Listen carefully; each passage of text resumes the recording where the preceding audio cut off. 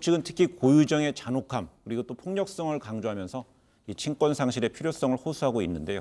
이런 주장에 힘을 실어주는 고유정과 이런 또 현 남편의 메시지 내용도 한 언론을 통해서 공개됐죠. 그렇습니다. 문자 메시지 내용들이 공개가 됐는데 고유정의 폭력성을 들여다볼 수 있는 메시지 내용이다라는 평가입니다.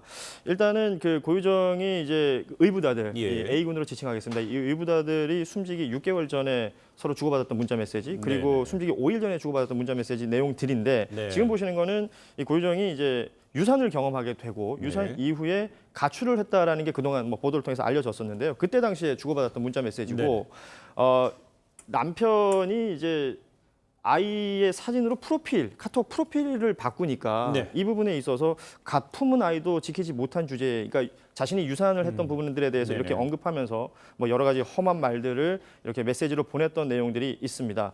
그리고 그 이후에 더 심한 감정 기복들을 보였던 것으로 보여요. 그 A군 의부다들이 숨지기 5일 전에 주고받았던 문자 메시지 내용을 보면 굉장히 심한 내용의 폭언들이 보여지는데요. 결국은 뭐 계속 죽어서 보자, 다시 죽여버리겠다 등등이 있고 실제 행동으로도 칼을 들고 뭐 난동을 부리는 등 여러 가지 폭력적인 행위들을 보였다고 하는데요. 이런 것들이 결국 그 어떤 유산 그리고 감정 기복, 그 이후에 이런 폭력적인 성향까지 계속해서 보여줬던 정황이 아닌가 이렇게 생각을 하고 있습니다. 네, 현 남편과 고유정의 지인은 과거 JTBC 스포트라이트와 인터뷰에서도 고유정의 폭력성이 좀 심화되는 계기 그리고 또 시기에 대해서 언급한 바 있습니다. 이 내용도 한번 들어보시겠습니다. 10월 달에 고유정이 계류유산을 합니다. 내가 죽어야 되는 뭐 그런 심한 말들을 그 시기에 집중적으로 쏟아부어요. 그때 어느 시점에선가 이제 사람의 성격이 저울증 비슷하게 확 올라가 있다가 또 어느 순간 뭐 다운돼 있다가 그때부터 그런 건 있었어요.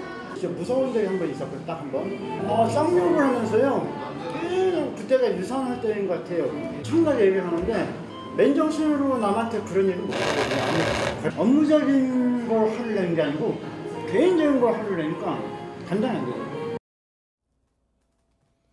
네, 고유정 전 남편 살인 사건에 대한 첫 공판 준비일이 있었습니다만은 그 첫 공판이 12일 열릴 예정인데 첫 번째는 고유정이 나오지 않았습니다만 이번에는 좀 나올까? 그러니까 좀 궁금하고요. 또 그렇다면 만약에 고유정이 또 이번에 나와서도 우발 범죄를 주장을 한다면 양형에는 어떤 영향을 끼칠까요? 첫 번째로 공판 준비기는 안 나와도 되지만 본인의 형사재판은 반드시 나와야 됩니다. 그래서 나올 가능성이 저는 높다고 보고요.